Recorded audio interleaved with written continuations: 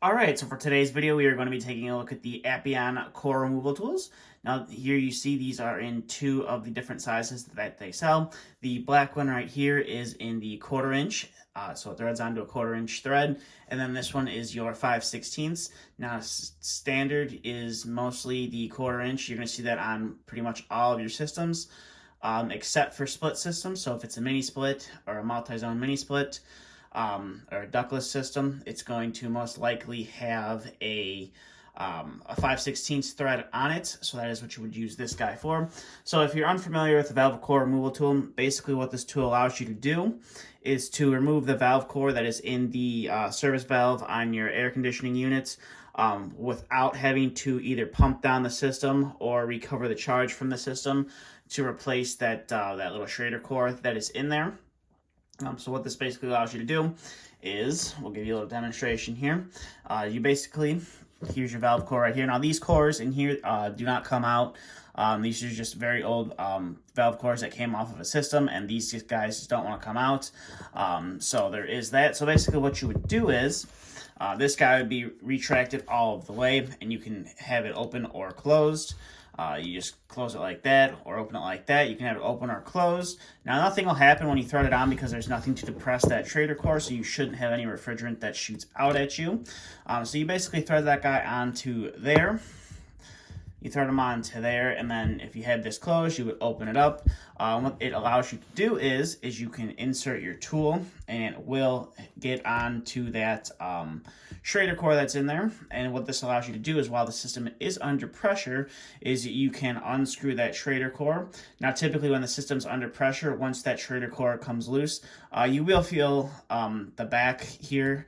It will want to push out because the refrigerant is going to want to push it back out. So you'll push it out, and you will hopefully have the tool, or you'll hopefully have that Schrader core, and then you can close the tool off. And then what it allows you to do is you want to make sure it's nice and tight on there. Obviously, this is for a demonstration purpose only. But what it allows you to do is you can take that Schrader core out, and you would have your Schrader core on here. Or if you didn't have the Schrader core on, you'd be able to see it, and you just insert it right back in. But what it would allow you to do is replace the Schrader core. So you'd put your new Schrader core on there, and you would thread the new guy in there. And then you would open up the tool again, and you would push it back in, and then you would thread that Schrader core back in. So that's basically how the tool works. Like I said, these valves are just old. They came off an old system, and these Schraders don't really want to come out of here very easily. I don't think I've ever been able to get them out. But here is the tool itself. So like I said in the demonstration, you can open and close the valve, and then you do have a side port here. So maybe if you had to remove a valve core and you wanted to add some refrigerant into the system, you could hook up your hose right here, and that would allow you to add and or subtract refrigerant from the system with this guy hooked up. And you can also unscrew this guy and hook a hose up here onto the back as well. Or if you wanted to hook up some sort of gauge to this, whether you're pulling a vacuum or whatever you're trying to do to a system, you could hook it up to there and or here. But you just got to be careful here. If you're gonna utilize this, you got to make sure that you have the valve off. Otherwise, you're gonna have refrigerant shooting out of the back.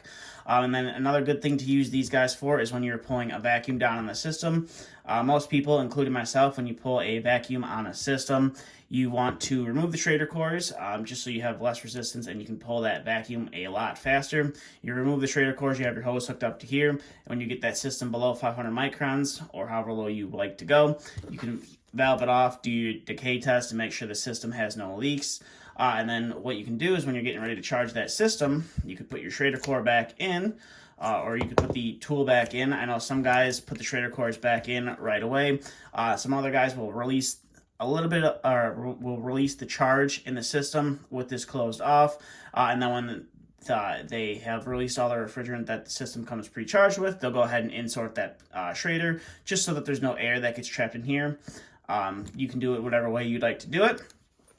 So that is the 1/4 inch one. It threads onto a 1/4 inch fitting, or 1/4 inch threads. And then here's the 5/16 one. It's a little bit bigger on the bigger side. Like I said, the mini splits, this is typically what you'll use this one for.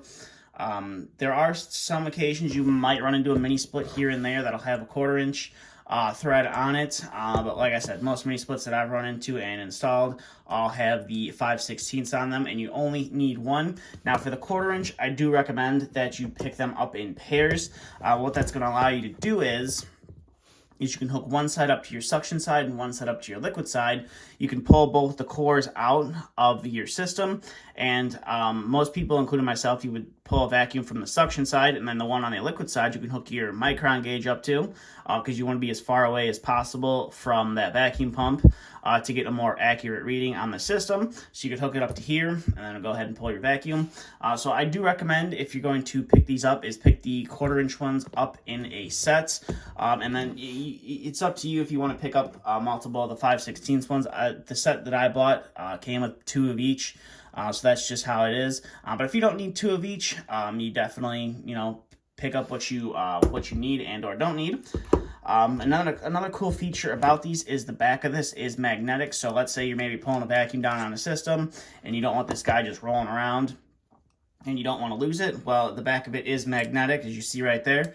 It is magnetic, so you can just stick it to the side of the condenser and not have to worry about it, or stick it on top of the condenser, and then when you're ready to use it, it's just going to be right there. So that's a nice little cool feature about that. So overall, these are definitely, I would say, definitely recommended for anyone in the heating and cooling trade, for when you're either having to replace a Schrader core, when it is has a leak and or is broken itself, or you are pulling a vacuum down on a system and you just want to pull it through here and have to put the Schrader core back in once you're done. So that's why I recommend it for pretty much everyone that I work with has some form of these. Now, you don't have to get the Appion ones. Pretty much all the big HVAC manufacturers out there all seem to have their own variation of the tool. But from my understanding is the Appion ones tend to be the most reliable. Now, one thing to note about these is, if you're using them a lot, there are, I can pull this guy out there, you can kind of see that there's an O-ring in there.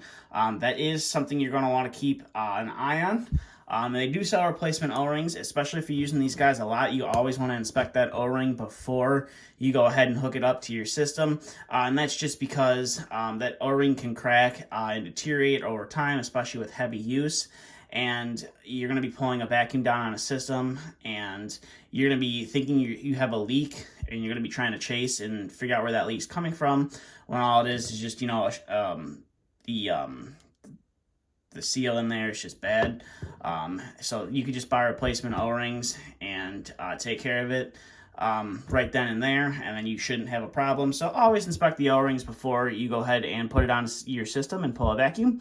But with that being said, that's all I have for this video. If you have any questions, comments, concerns, please feel free to leave them down in the comment section below. And if you are interested in picking yourself up a set of these, I will leave a couple links down in the description where you can buy a set of 4 of them. You can buy like the whole vacuum set, or you can just buy the individual tool themselves to fit whatever your application is. But with that being said, that's all I have for this video. Thanks for watching.